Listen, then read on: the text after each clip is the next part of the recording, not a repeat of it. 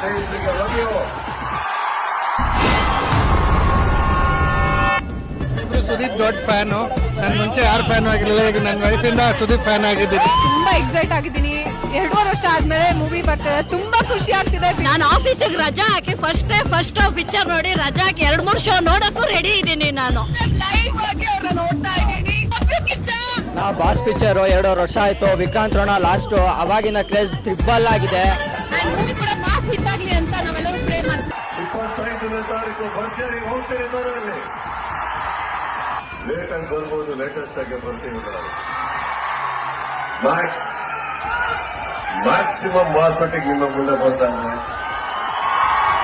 ನೋಡಿ. See you at the theater.